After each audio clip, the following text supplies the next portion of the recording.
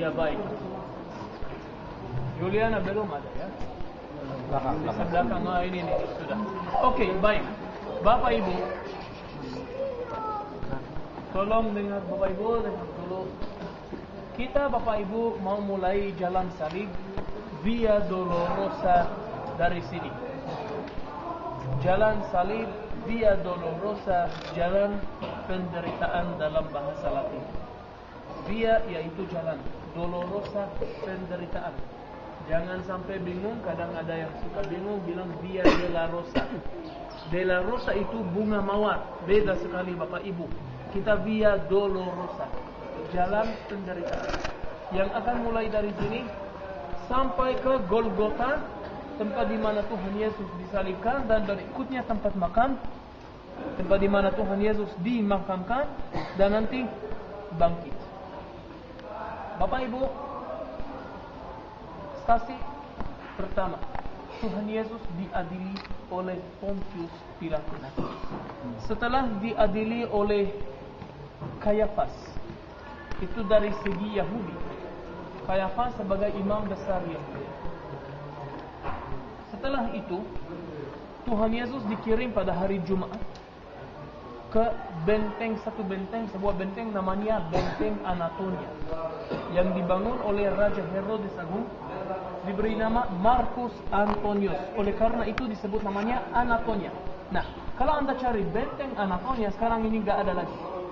Tetapi tempatnya bekas ada di situ Bapak Ibu. Sekarang daripada Benteng Anatolia yang kelihatan itu sekolah anak-anak Islam, laki-laki, namanya El Omaria.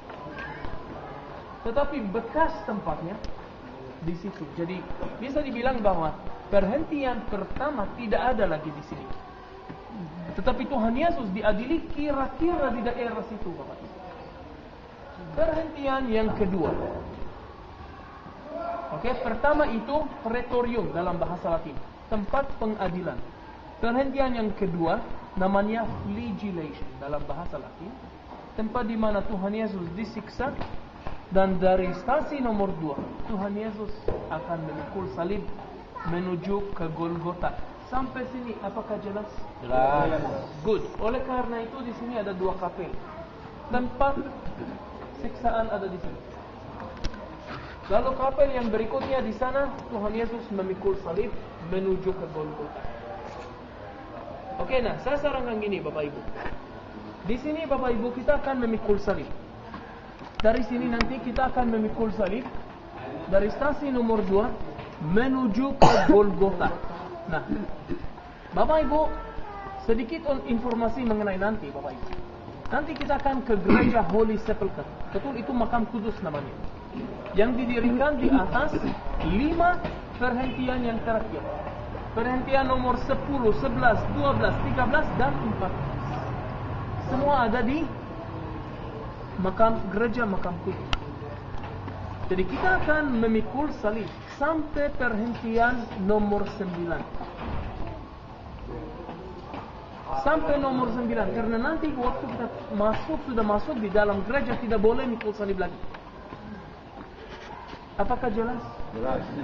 Nah, mikul salib gini Bapak Ibu, ada positif, ada negatif. Ini saya harus jujur sama Bapak dan Ibu supaya Anda tahu. Memang kita tidak usah bayar untuk salib. Ini dikasih gratis oleh tukang foto. Supaya kita bisa dapat pengalaman baru memikul salib di jalan salib. Tetapi Bapak Ibu, dia juga mau hidup. Bagaimana? Dia akan ambil foto selama kita memikul salib.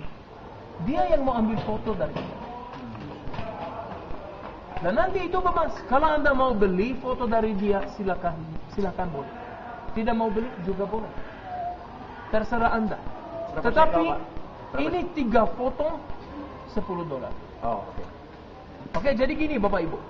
Saya bilang gini. Nanti kasih dia kerja. Yang memikul salib nanti selalu di depan. 2 orang yang memikul salib selalu di depan, kasih hormat kepada yang memikul salib. Kasih juga tukang foto bisa kerja. Nanti kalau Anda mau beli, silakan. Artinya apa? Kita sendiri Bapak Ibu tidak usah konsentrasi.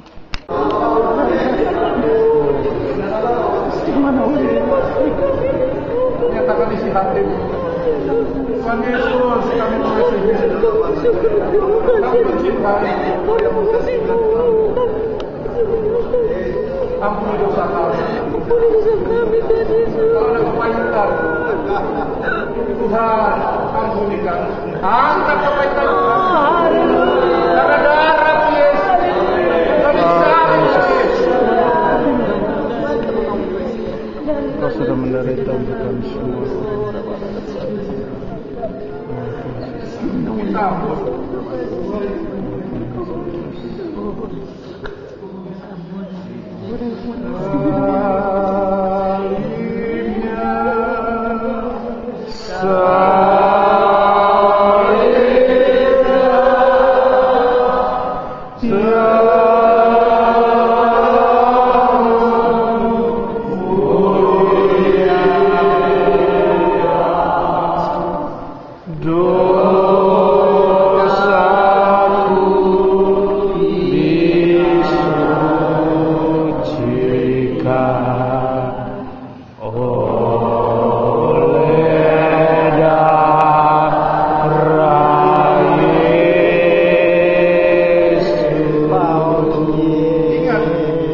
Dosa kita yang disucikan oleh Betul Tuhan. Tanpa Dia dosa kita tidak pernah bisa disucikan. Oh Tuhan.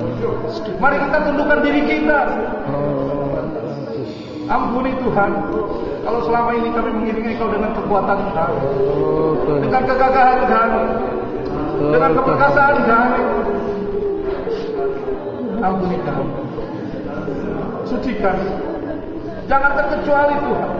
Semua kami yang hadir di tempat ini, sucikan kami oleh darah Yesus, oleh salib, dengan setengah suara tadi. Dia ingin menjamah kita semua, memperbaharui kita, sehingga waktu kita pulang dari ziarah ini, kita berbeda dari kita. Iring Dia, siring Dia, Dia mati buat kita.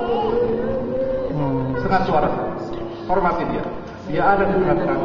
Oh Tuhan Yesus, Kau datang di sini Tuhan.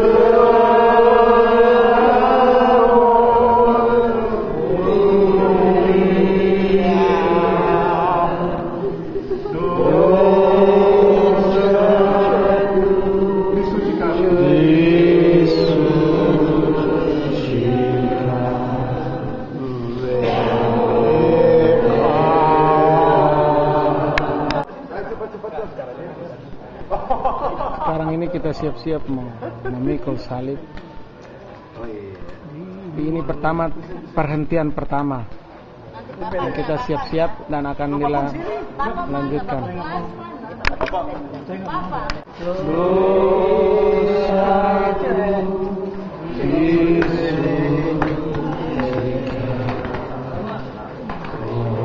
Dikabulkan $1. Dikabulkan $1.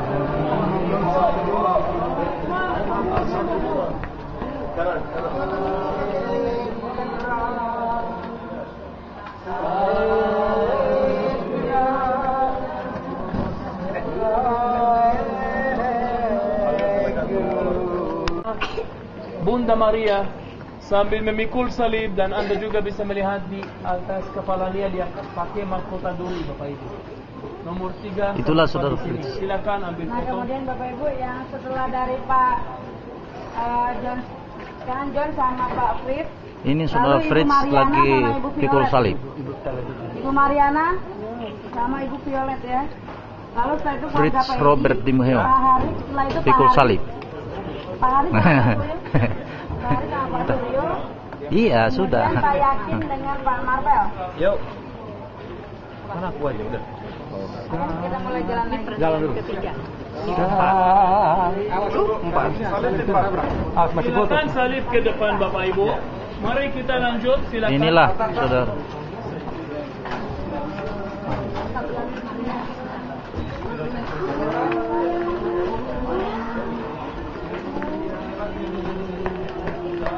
Inilah saudara Fritz pikul salib di jalan Via Dolorosa.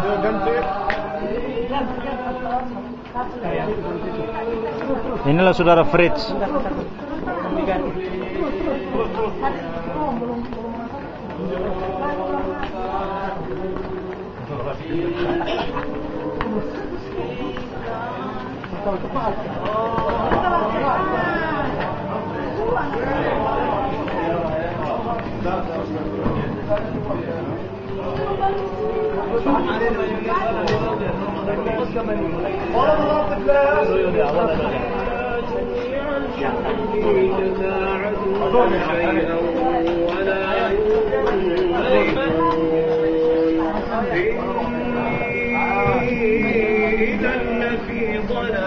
Oke, baik, maju ke sini Bapak Ibu, sini dulu. Ayo. Inilah saudara Fritz sudah berganti.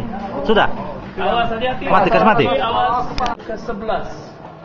Tuhan Yesus dipaku di atas salib. Perhentian yang ke-12. Tuhan Yesus disalibkan. Perhentian yang ke-13. Setelah wafat di atas salib, jenazahnya diturunkan dari salib. Dan perhentian yang ke-14 itu adalah tempat makam atau juga menjadi tempat bangkit setelah 3 hari. Apakah jelas Bapak Ibu? Jelas. Jadi tugas kita Bapak Ibu begini. Kita nanti dari sini kita akan masuk lewat satu gereja, itu gereja Etiopia.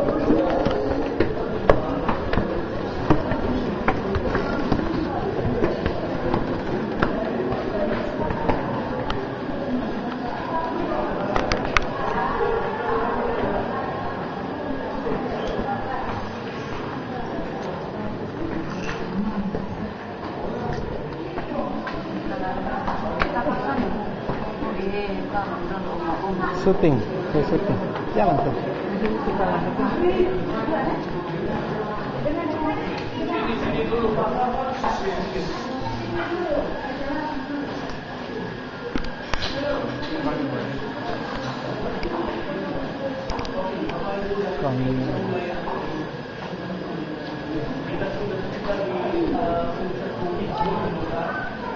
Tempat di mana pakaian dibuka dari Tuhan Yesus itu perhentian nomor 10 ada di sini dan perhentian yang ke-11 sudah di sini. Tuhan Yesus dipaku di atas salib. Coba lihat ada gambar mosaik yang di depan kita. Nanti Bapak Ibu pelan-pelan kita akan masuk juga dan kita akan melihat tempat di mana Tuhan Yesus disalibkan. Di perhentian yang ke-12 Tuhan Yesus disalibkan. Perhentian yang ke-13 setelah wafat di atas salib, jenazahnya diturunkan dari salib. Nah, begitu Tuhan Yesus mati, wafat di atas salib, ada gempa bumi di sini yang sangat kuat. Sampai batu karang dari Golgota terbelah dua Bapak Ibu. Terbelah dua. Juga Bapak Ibu, tirai yang di bait Allah disobek terbelah dua. Ya jelas Bapak Ibu? Nah, kalau Golgota dalam bahasa Ibrani, bukit Golgota itu adalah tengkorak, bukit tengkorak.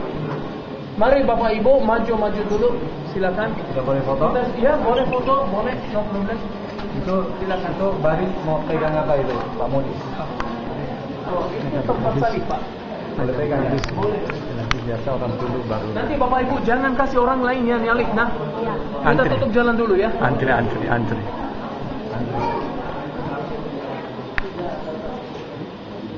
yang apa suku Lewi ya? Yang hitam itu suku Lewi itu baju. Ada apa di bawah? Yang pakai jubah itu kan bapak. Yang pakai jubah suku Lewi itu. Yang baju hitam bukan ya, di dalam di tengah ya. Yang menjaga itu.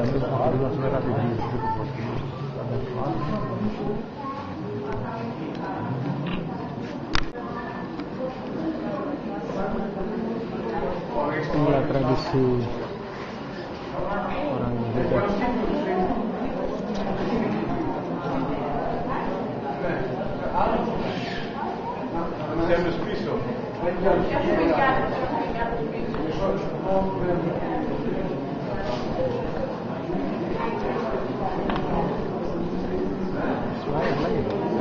Harus bayar apa kan? Harus bayar itu. Apanya? Itu apa tuh? Tadi mau ngasih apa?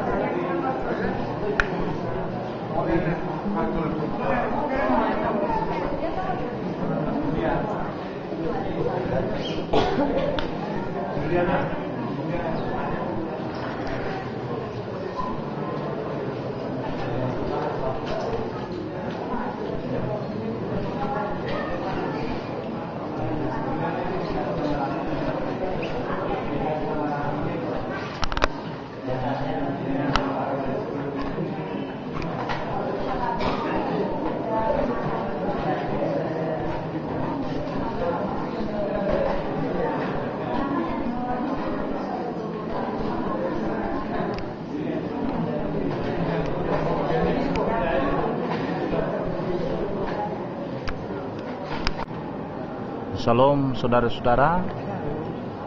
Sekarang ini saudara Fritz Robert Dimeo berada di tempat di mana Tuhan Yesus dikuburkan. Setelah kami melewati jalan panjang, jalan Via Dolorosa, itu mengingatkan kami yang ada dalam rombongan ini betapa Tuhan Yesus menderita. Dan penderitaan yang Tuhan Yesus alami itu bukan karena dia berdosa. Ini semua oleh karena dosa kita. Dan bersama dengan Pak Fritz ini ada Pak Abraham, pembimbing rohani dari grup Mita Tor. Ya, saudara-saudara, di samping kami juga ada orang-orang dari berbagai bangsa yang juga turut hadir. Ada yang putih, ada yang hitam, ada yang rambut putih, rambut lurus, dan juga rambut pirang. Dan saya percaya Pak Fritz ini mendapatkan kesempatan di sini. Dia pasti mengucapkan syukur pada Tuhan karena dia dapat menyaksikan secara langsung tempat di mana Tuhan Yesus disalibkan dan sekaligus tempat di mana Tuhan Yesus dikuburkan. Kami mengharapkan dengan pengalaman secara langsung Pak Fritz melihat bagaimana Tuhan Yesus dikuburkan akan lebih memantapkan lagi iman Pak Fritz ini di dalam pekerjaan dia sebagai seorang yang dipercayakan Tuhan di marketplace. Itu juga dia jadikan sebagai ladang Tuhan untuk melayani Tuhan. Dan saya percaya Pak Fritz ini akan semakin bersemangat dalam melayani Tuhan sesuai dengan kapasitas yang Tuhan berikan kepada dia, baik dalam pelayanan gereja, demikian juga di marketplace, tempat di mana Pak Fritz ini melayani. Saudara-saudara, di tempat inilah Pak Fritz dan kami rombongan dari Kupang itu berada di kuburan di mana Tuhan Yesus dikuburkan. Dan Tuhan Yesus setelah 3 hari dikubur, bangkit dari antara orang mati. Ini meyakinkan kita sekalian bahwa kita yang percaya walaupun kita mati, kita akan dibangkitkan. Dan kita punya pengharapan bahwa Yesus yang mati di tempat, yang mati di kayu salib, di mana latar belakangnya ada ini, dan juga dikuburkan di kuburan di tempat di mana kami berdiri ini juga, dia sudah bangkit dari antara orang mati. Dan dia juga akan datang kembali. Sebagaimana kebangkitannya merupakan penggenapan dari nubuatan firman Tuhan, juga kita sementara menantikan penggenapan dari nubuatan tentang kedatangan yang kedua kali, di mana kita akan menikmati bukan lagi Yerusalem di mana kami diizinkan Tuhan untuk ada di Israel ini, tapi Yerusalem baru di mana Tuhan Yesus menyediakan bagi kita sekalian yang percaya kepadanya. Dia katakan dia pergi ke sana untuk menyediakan tempat bagi kita, supaya tempat di mana dia ada, kita bersama-sama berada dengan dia sampai selama-lamanya. Kiranya Tuhan Yesus yang mempercayakan Pak Fritz di Miho ada di sini dipermuliakan. Haleluya. Amin.